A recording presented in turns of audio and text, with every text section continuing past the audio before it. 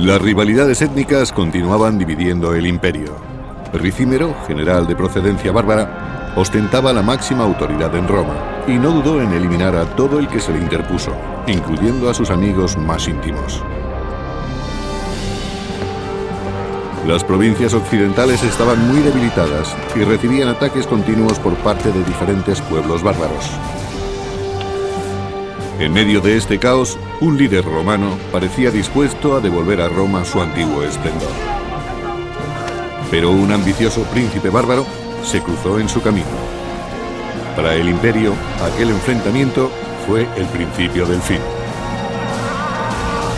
El Imperio Romano, el último emperador.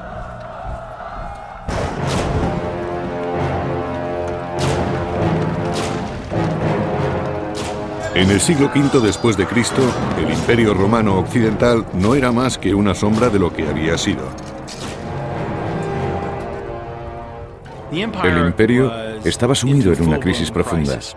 Los bárbaros que había fuera de las fronteras presionaban para entrar en Roma. Y debido a la ruina económica, el imperio no tenía dinero suficiente para mantener un ejército fuerte y para sostener su infraestructura. Sin un ejército bien preparado, Roma estaba indefensa frente a una de las mayores fuerzas bárbaras. Se trataba de los hunos, dirigidos por su feroz caudillo, Atila. Calínico, cronista del siglo V, nos habla de sus hazañas. Los hunos tenían un ejército numeroso y capturaron más de 100 ciudades. Mataron a tantas personas que era imposible contarlas.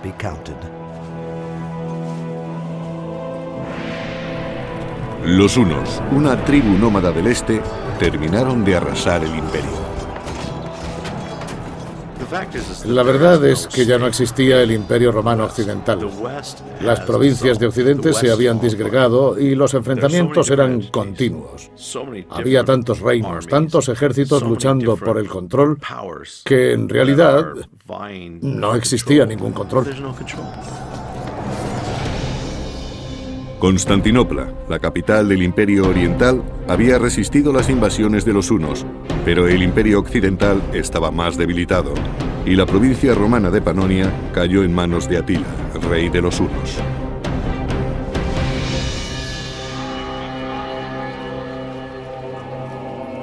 Ahora, en los antiguos territorios del imperio, los romanos obedecían a sus invasores, los hunos. Los romanos y los bárbaros eran muy diferentes. Les diferenciaba la forma de hablar, de vestir y de peinarse. Incluso su olor era distinto. Y aunque en aquella época ya se habían acostumbrado unos a otros, la rivalidad no había desaparecido. Pero un romano supo desenvolverse en aquella complicada situación y halló la oportunidad de prosperar bajo la autoridad de Atila. Se trataba de Flavio Orestes. Orestes era romano, pero se había criado en los territorios dominados por los hunos y tenía un puesto importante. El imperio se desmoronaba, pero el hecho de que Orestes y otras personas de Panonia tuvieran ascendencia romana fue de gran utilidad para Atila. Muchos de aquellos hombres eran romanos, porque hablaban como los romanos, se desenvolvían como los romanos y tenían la cultura social propia de los romanos. Era algo muy común en esa época. Orestes sabía leer y escribir, lo que le hacía destacar entre los muchos aliados de Atila. Y muy pronto se convirtió en el secretario de la corte del jefe bárbaro. Orestes era consciente de los planes de Atila, que trataba de mezclar a los hunos y a los romanos. Por medio de matrimonios y alianzas políticas, pretendía crear un nuevo imperio en el norte.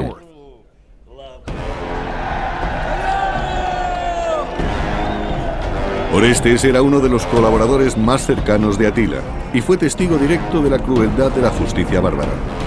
Como romano, debió de sentirse ofendido.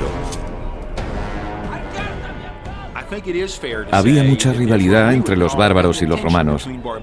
La mezcla de culturas suponía un problema insalvable en muchos casos, aunque ambos pueblos trataban de cooperar en los asuntos importantes o en los intereses comunes. La verdad es que existían muchas tensiones. Orestes detestaba que los bárbaros torturaran a los romanos, pero los planes de Atila despertaron también su ambición. Cuando Orestes servía en la corte de los hunos, observó que su rey, Atila, pretendía crear una poderosa nación partiendo de la nada. Fue entonces cuando comprendió que era posible levantar el antiguo imperio. Si un rey unificaba a los bárbaros y a los romanos, Roma recuperaría el esplendor de los primeros años, de la época de los primeros emperadores.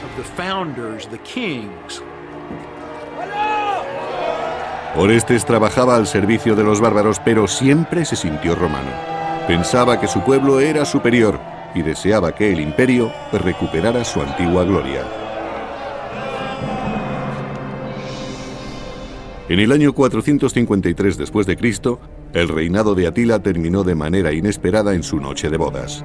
Fue un duro golpe para los hunos y para los aliados bárbaros. Su esposa lo encontró muerto por una hemorragia. Temió que la acusaran de asesinato y pasó la noche junto al cadáver. Según Jordanes, historiador del siglo VI, murió no por herida mortal, ni frente al enemigo, ni por traición, sino felizmente en el placer y sin dolor.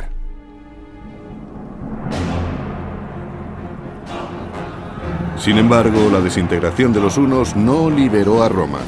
Aquello solo animó a otros pueblos bárbaros a invadir el decadente imperio occidental. Las ciudades romanas quedaron devastadas. El hambre y la pobreza se instalaron en sus calles. Y Orestes, que había perdido su influencia, trataba de salir adelante en una tierra que luchaba por sobrevivir.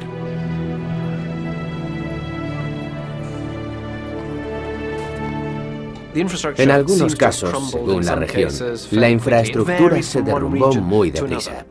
Los acueductos fueron abandonados y la alfarería perdió calidad. Todo se vino abajo. La planificación urbanística se deterioró y los edificios quedaron descuidados. Fueron tiempos de miseria y pesimismo. Los detalles de los viajes de Orestes se han perdido, pero como auténtico romano, se negó a admitir que el imperio estaba a punto de hundirse. Deseaba recuperar sus valores y su civilización, y con esta esperanza decidió ponerse en camino hacia Roma. El imperio romano ya había caído. Sin embargo, sus líderes se negaban a admitirlo. Y muchos de sus ciudadanos tampoco podían aceptar que Roma desapareciera. Pensaban que mientras hubiera un emperador en el trono, Roma existiría. Mientras las murallas protegieran la ciudad, Roma existiría. Mientras hubiera alguien que creyera en ello, Roma seguiría existiendo. A mediados del siglo V, después de varios años de ataques bárbaros, Roma firmó un tratado con la poderosa tribu de los burgundios. El imperio aceptaba ceder parte de sus más prósperos terrenos a cambio de ayuda militar. Los burgundios provenían de Escandinavia y se asentaron en el sur de las Galias. Fueron los primeros territorios que se escindieron del imperio. Las regiones se iban separando lentamente. Podría compararse a la reacción de un cuerpo humano cuando se enfría. El organismo está programado para que el corazón y el cerebro sobrevivan más tiempo. Los dedos de la mano, los pies, son lo primero que deja de funcionar, y algo parecido ocurrió en el imperio. En compensación por las tierras, los burgundios proporcionaron mercenarios a Roma. Pero aquel tratado solo sirvió para prolongar la agonía. La tierra es la principal fuente de recursos, y cuantas más propiedades cedían a los bárbaros, menos dinero recaudaban los romanos. y por lo tanto tenían que seguir cediendo tierras para que al menos su ejército permaneciera fuerte. Era un círculo vicioso que conducía cada vez más deprisa al desastre económico. El jefe de los burgundios, Gundebaldo, era hijo de un poderoso caudillo bárbaro. Su tribu proporcionó muchos mercenarios al imperio cuando éste comenzó a debilitarse.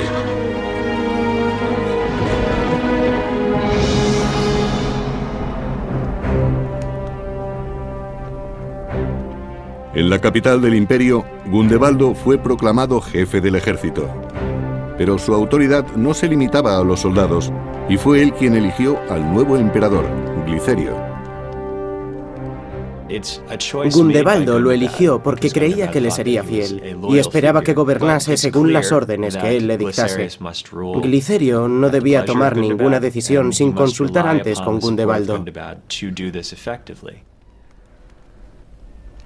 En el salón del trono del emperador había más bárbaros que romanos.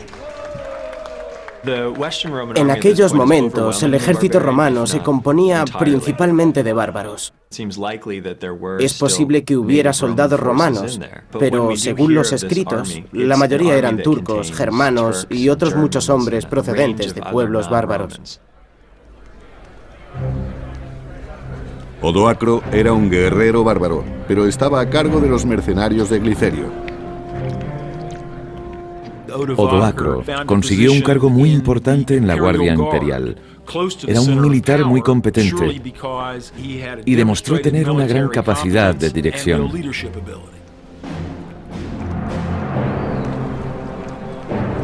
Tras la muerte de Atila, Orestes se había encontrado con una Roma decadente. Enseguida se dio cuenta de lo mucho que el imperio había cambiado desde sus días de gloria.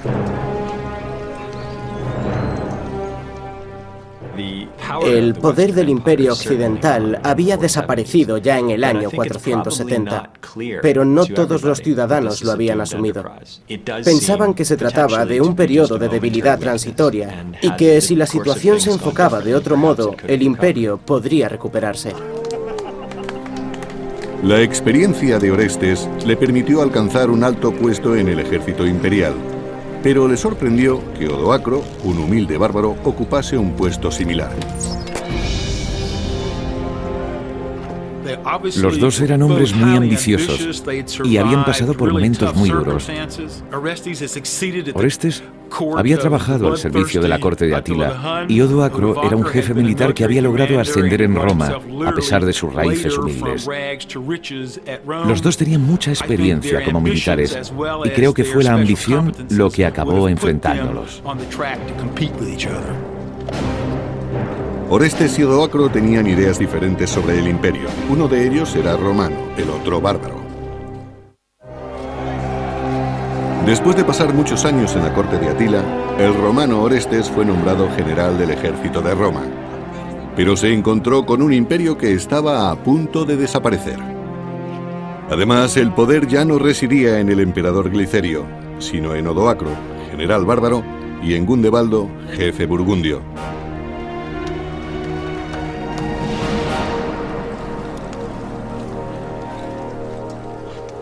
En el pasado, Roma ya había integrado mercenarios bárbaros en su ejército para asegurarse de que no consiguieran demasiado poder. En el siglo V, las tribus germánicas mantenían su identidad dentro del imperio. Conservaban su vestimenta, comida y cultura, así como su estructura administrativa, política y militar. Resulta extraño, pero no estaban romanizados. Y ahora los guerreros de Gundebaldo ostentaban el mismo poder que los romanos en el ejército imperial. El ejército del emperador Glicerio, dirigido por el general Gundebaldo, incluía muchos grupos étnicos, también soldados burgundios, pero todos juntos formaban el ejército de Roma. También hubo tensiones en el ejército a causa de la rivalidad entre romanos y bárbaros. Los romanos pensaban que, tratándose del ejército de Roma, ellos deberían ocupar un puesto más alto y que los bárbaros deberían ocupar puestos inferiores. El poder del ejército romano desapareció cuando estalló la violencia entre sus filas y el estamento militar acabó dividiéndose. El general Orestes terminó aceptando que aquel problema era imposible de resolver.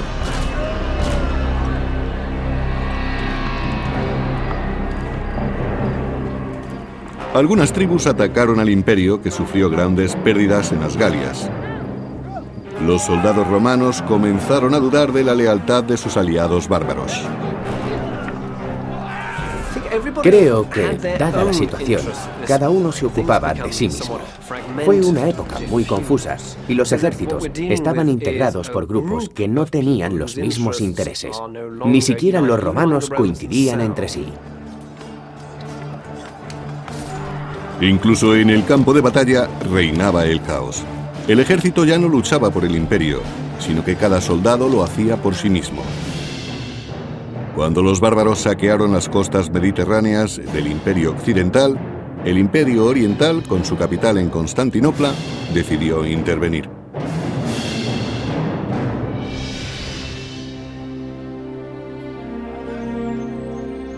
En su palacio fortificado, León, anciano emperador de Oriente, disfrutaba de la seguridad de su imperio. A mediados del siglo V había dos imperios distintos, el occidental y el oriental. El imperio oriental era muy próspero, pero el occidental no. León culpaba a Glicerio de los fracasos de Roma y decidió intervenir. De modo que proclamó un nuevo emperador de Occidente, Julio Nepo. Nepo ocupaba un puesto importante en la corte oriental y fue elegido para gobernar en Occidente. Además, estaba emparentado por matrimonio con el emperador León. Era la persona adecuada para dirigir una invasión.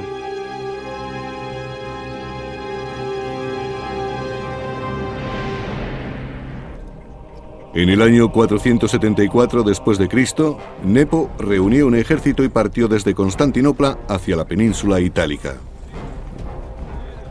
Oriente quería reafirmar su influencia en Occidente y buscaron un candidato que derrocara a Glicerio.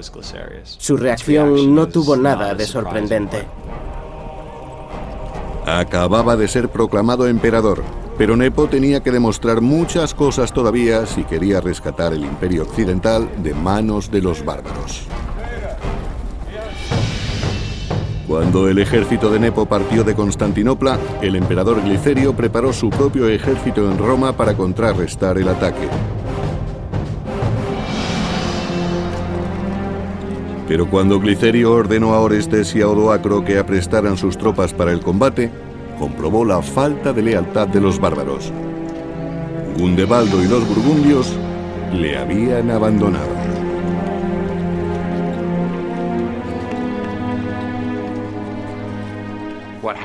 Gundebaldo abandonó al emperador y se convirtió en rey de los burgundios. Para él, eso era más importante que ser general de Glicerio. Los soldados no eran todos de procedencia romana, y por eso sus intereses no eran los que se esperarían si hubiesen sido ciudadanos romanos. Sin el apoyo de los burgundios, los ejércitos de Orestes y de Odoacro no podían salvar a Glicerio de las tropas invasoras de Nepo.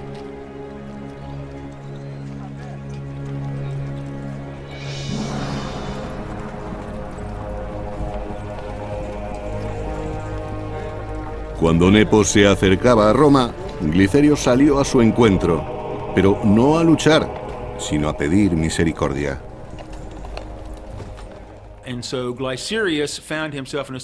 Glicerio se encontró con que ya no tenía soporte militar ni de sus bárbaros, ni de sus tropas locales. Cuando el Imperio Oriental envió a Nepo para que se hiciera cargo del Imperio Occidental, Glicerio tomó la única decisión racional que podía tomar. Se rindió sin luchar. Nepo, que había ido a Roma a derrotar a Glicerio, perdonó la vida al emperador.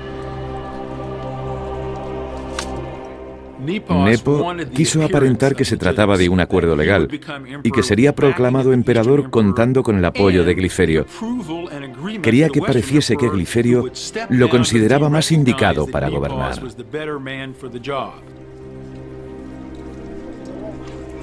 Nepo ordenó que Glicerio fuera investido obispo y lo exilió de Roma. En junio del año 474, cuando Nepo fue proclamado emperador de Occidente, recibió el apoyo de Orestes y de Odoacro. Inmediatamente, ambos se declararon fieles al nuevo emperador. Como romano, Orestes consideraba que Roma seguía siendo un imperio y que él podría protegerla. Pero Odoacro opinaba que el imperio como tal ya no existía. Se trataba de dos militares muy competentes y muy capacitados, pero la existencia del imperio que querían remontar era dudosa.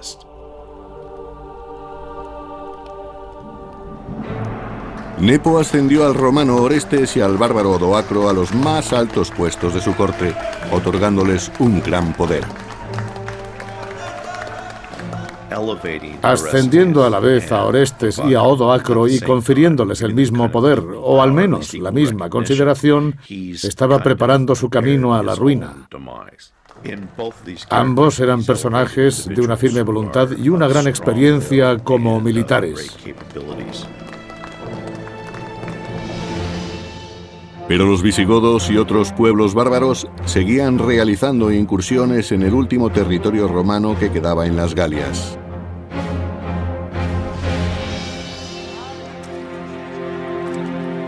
En la región que ahora se conoce como la Provenza, en Francia, había una próspera comunidad romana. Pero a partir del año 470, sus pobladores sufrieron muchos ataques por parte de los visigodos.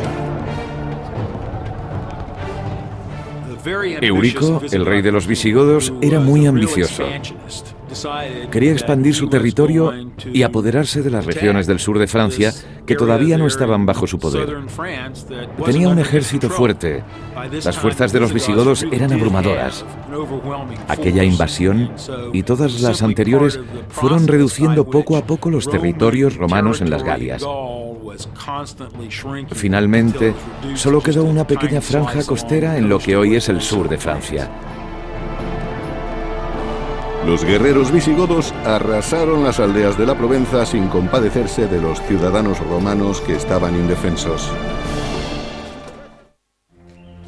El emperador de Oriente había enviado a Julio Nepo a Roma para que ocupara el trono del emperador de Occidente. Nepo confiaba en sus dos generales, Odoacro y Orestes, pero el imperio romano estaba terriblemente debilitado.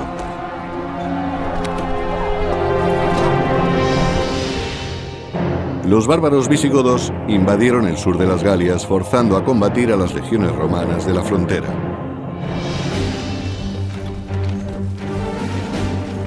Pero los soldados imperiales no eran rivales para los visigodos. Los visigodos tenían más experiencia y su reino era más fuerte.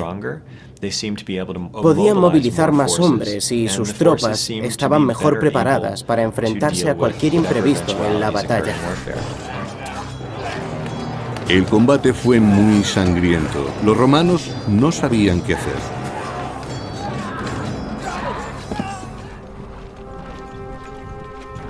Aunque el general Orestes no tenía experiencia en el combate, el emperador Nepo le ordenó partir a las Galias para expulsar a los bárbaros.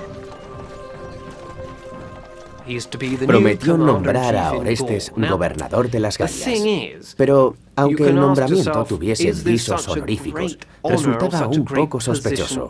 Las Galias estaban a punto de ser completamente invadidas, y aquello parecía más bien una forma de alejar a Orestes, aunque es algo que nunca sabremos.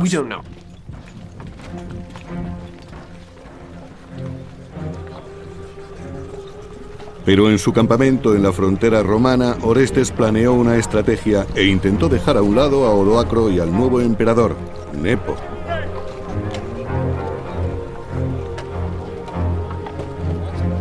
Ofreció un trato a sus soldados, bárbaros en su mayor parte. Si se unían a él contra Nepo, les pagaría con tierras romanas. Orestes no confiaba en la capacidad de Nepo y se rebeló. En lugar de seguir las instrucciones de su emperador, trató de hacerse con el poder. En mi opinión, le traicionó porque quería que Roma recuperase su antigua gloria. Orestes dejó las Galias a los visigodos y desde el norte de la península itálica regresó a Roma con su ejército. Cuando Nepo se enteró de su maniobra, huyó a Rávena.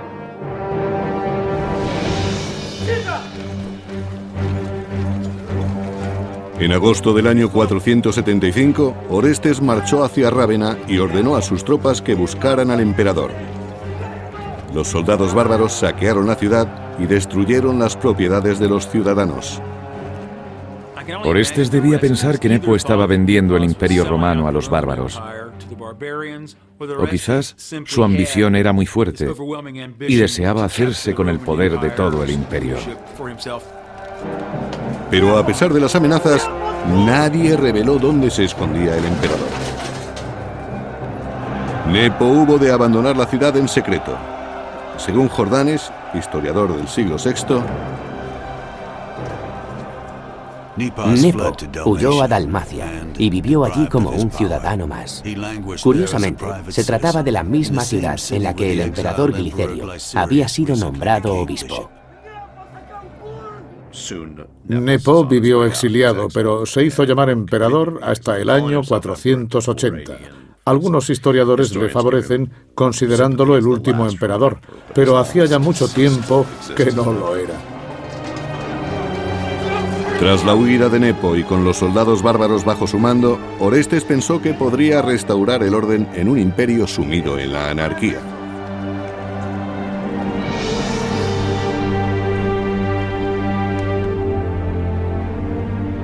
Y utilizó una astuta estrategia. Orestes no reclamó el imperio para sí, sino para su joven hijo, Rómulo Augustulo. Orestes era consciente de su situación. Se había criado entre bárbaros y había prestado servicio en la corte de los hunos. Así que era probable que los romanos lo rechazaran como emperador. Sin embargo, aceptarían a su hijo Rómulo, que era romano y se había criado en Roma. Orestes no tuvo en cuenta lo insignificante que era el cargo de emperador en aquel momento. Rómulo permaneció protegido en la ciudad de Rávena. Rómulo estaba al cuidado de su tío Paulo. Todavía era solo un adolescente, de ahí que su segundo nombre fuera Augustulo, pequeño Augusto. El joven Rómulo obedeció las órdenes de su padre. Era Orestes el que dirigía el imperio y acabó alejando a su rival Odoacro para convertirse en el hombre más poderoso de Roma.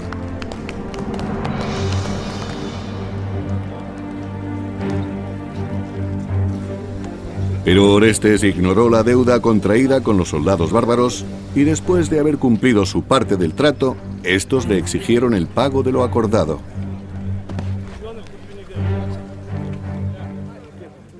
Los bárbaros querían establecerse en las tierras del imperio.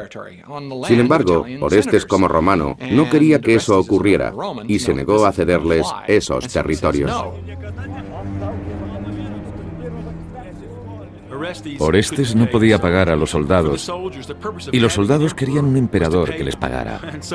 Por eso, cuando Orestes no les dio el dinero ni las tierras que les había prometido, los bárbaros decidieron que solo tenían una opción: librarse del emperador y nombrar otro que sí les diera lo que demandaban. Con la ayuda de sus guardias, Orestes logró escapar, pero subestimó el poder del ejército bárbaro. Y los soldados buscaban venganza.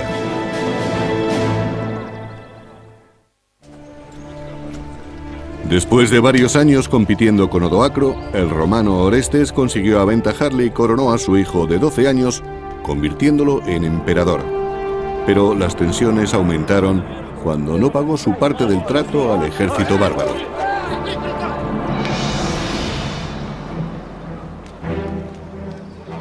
Orestes les negó las tierras que les había prometido, y los soldados recurrieron al rival del general romano, Odoacro. Los soldados tomaron una decisión racional. Fueron en busca de Odoacro con quien tenían mayores posibilidades de satisfacer sus demandas. Odoacro era bárbaro y confiaban en que no pondría tantos reparos en darles tierras, dinero o cualquier cosa que le pidieran a cambio de su apoyo. Los soldados hicieron una oferta a Odoacro que éste no podía rehusar. Le dijeron que le nombrarían rey a cambio de tierras. Y evidentemente a Odoacro le pareció un buen trato. Así se convirtió en jefe del ejército romano, que estaba formado por un grupo muy heterogéneo de gentes germánicas. Se propusieron invadir los últimos territorios romanos del imperio. Odoacro estaba a punto de vengarse de Orestes, el hombre que le había arrebatado el poder en Roma.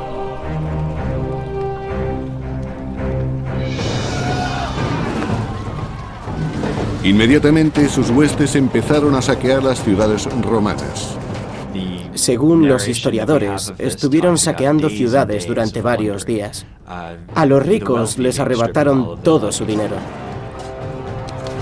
Los soldados bárbaros habían arriesgado su vida por un imperio que no sentían como suyo y consideraron que Roma tendría que pagar con sangre lo que no podía pagar con dinero ni con tierras. Su situación era comprensible. Los soldados del imperio no tenían buenos salarios y de repente un día dejaban de pagarles. Y no ocurrió en una sola ocasión, sino en varias. Estaban al borde de la pobreza y a nadie le interesaba ser leal a un ejército que les dejaba morir de hambre. Odoacro estaba a punto de conseguir aquello por lo que tanto había luchado: ejercer su dominio sobre Roma y sobre Orestes.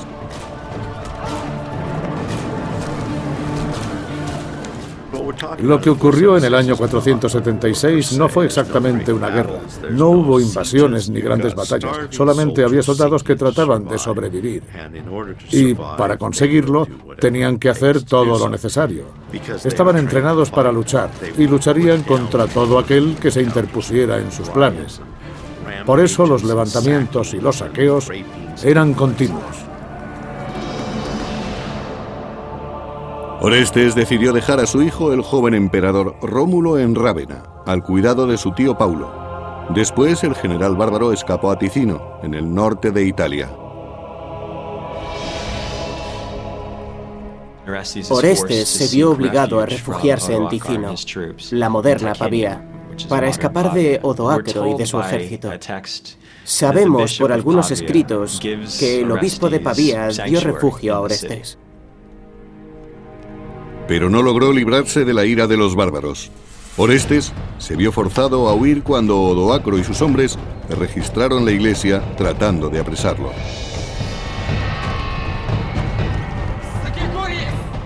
Los hombres de Odoacro robaron todas las limosnas y los donativos para ayudar a los pobres. Y también quemaron muchos edificios, incluida la iglesia. Orestes se dio cuenta de que su sueño de reconstruir el imperio era irrealizable. A Odoacro no le importaba la gloria de Roma. De hecho, hacía ya mucho tiempo que había dejado de existir para él. Pero entonces, ¿cuáles eran sus aspiraciones?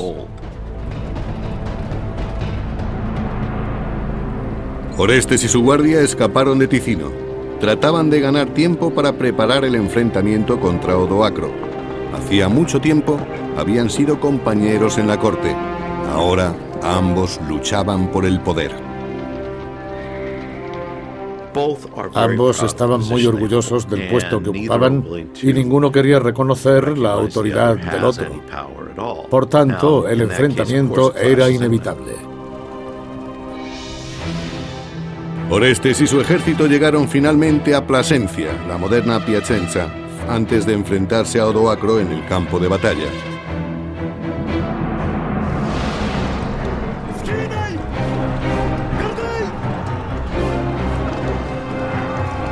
Pero Orestes era inexperto y tenía pocas posibilidades frente a las despiadadas tropas de Odoacro.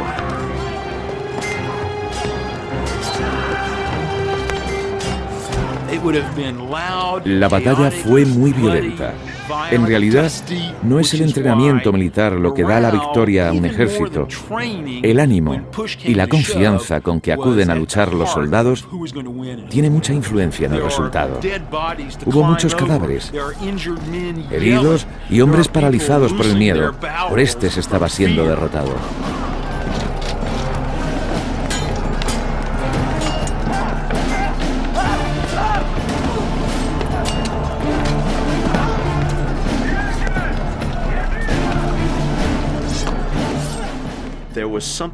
Todavía había soldados que creían en el imperio y en que algún emperador lograría devolverle su antigua gloria.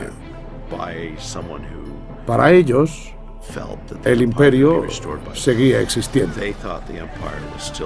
aunque ahora sabemos que nunca habrían logrado recuperarlo. Aunque fuera una locura, Orestes se negaba a admitir la derrota. Cuando el general romano Orestes negó a los soldados las tierras que les había prometido, estos se rebelaron contra él, dirigidos por su peor enemigo, el general bárbaro Odoacro. En el campo de batalla de Plasencia, los dos rivales lucharon por el poder, igual que antes hicieran en el salón del trono del emperador.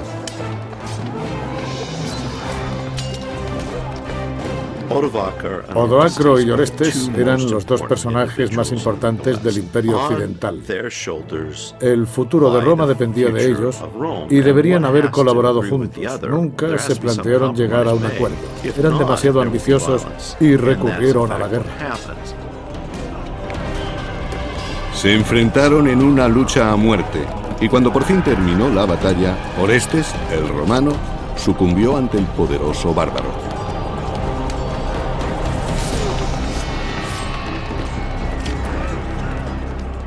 No sabemos exactamente qué ocurrió cuando Odoacro capturó a Orestes, pero se cree que lo mató de algún modo rápido y brutal.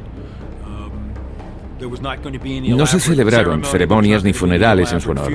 Orestes simplemente desapareció. Estoy seguro de que su ejecución fue inmediata, silenciosa y cruel. Enseguida, Odoacro y sus tropas marcharon contra Rávena. Su último objetivo era eliminar al joven hijo de Orestes, el último emperador romano occidental. Rómulo Augustulo, de 12 años, y su tío Paulo desconocían la muerte de Orestes y no estaban preparados para el ataque de los hombres de Odoacro.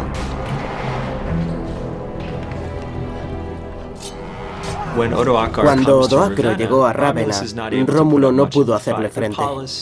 Era demasiado joven y no tenía experiencia, pero Paulo trató de proteger a su sobrino.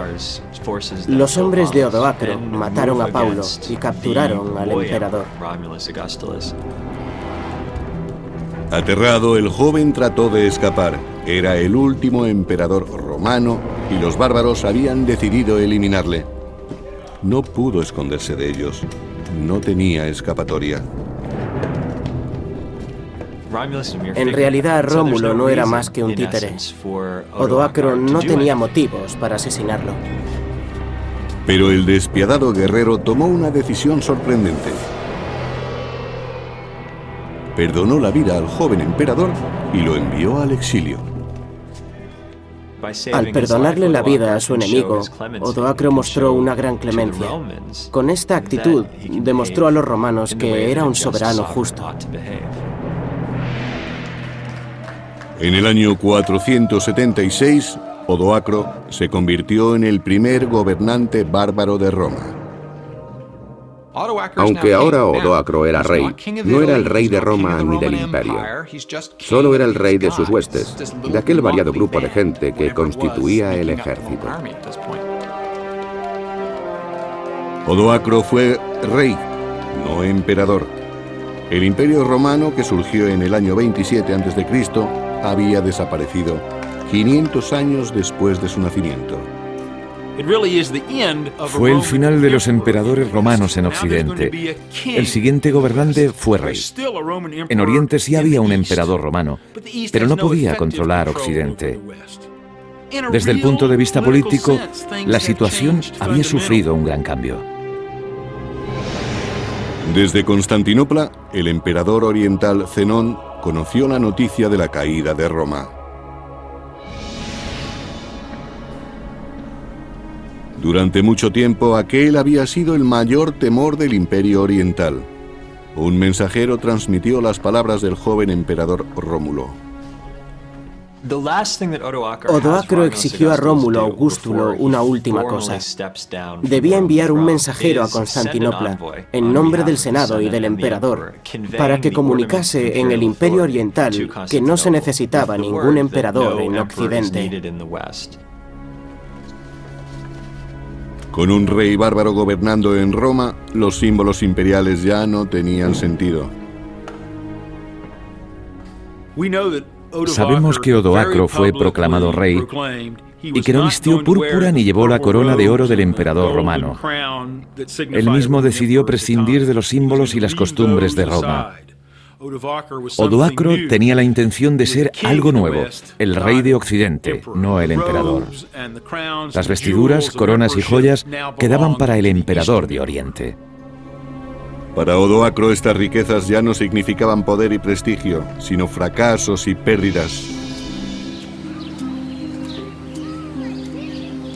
Los bárbaros y sus familias se asentaron en las tierras que habían pertenecido a Roma.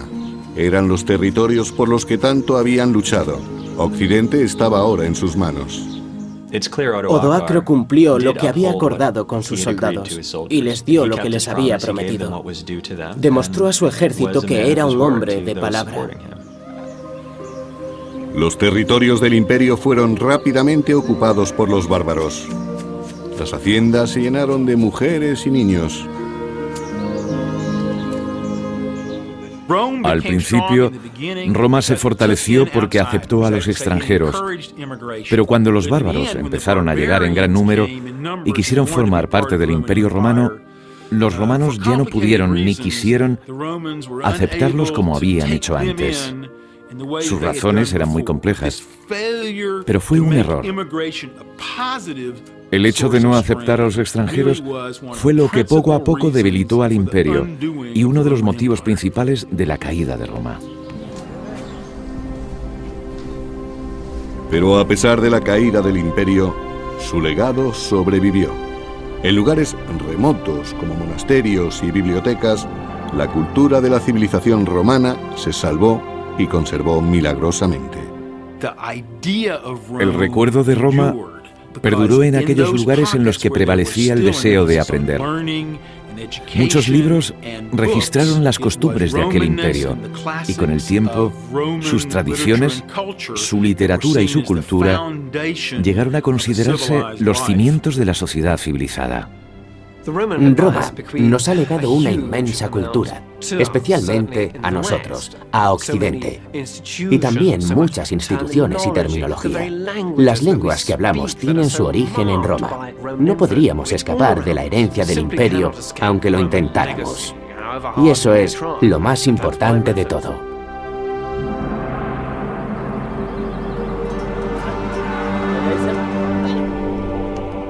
De la democracia al imperio y hasta su caída, Roma sirvió de inspiración al mundo occidental que hoy conocemos. Una civilización que sobrevivió a varios siglos de guerra, a la persecución, la corrupción y la peste, y que terminó muriendo calladamente, debilitada por los ataques bárbaros. Existe una idea muy romántica acerca de la caída de Roma y del Imperio Romano. Y su historia ha repercutido en la formación del mundo moderno. Pero todo eso ocurrió hace 1500 años. ¿Por qué tendríamos que ocuparnos de ello ahora? En mi opinión, la respuesta es muy sencilla. Debemos conocer los datos porque en Roma se cimentaron los aspectos más significativos de la historia de la humanidad y también los más terribles. Y si los analizamos, acabaremos comprendiéndolos.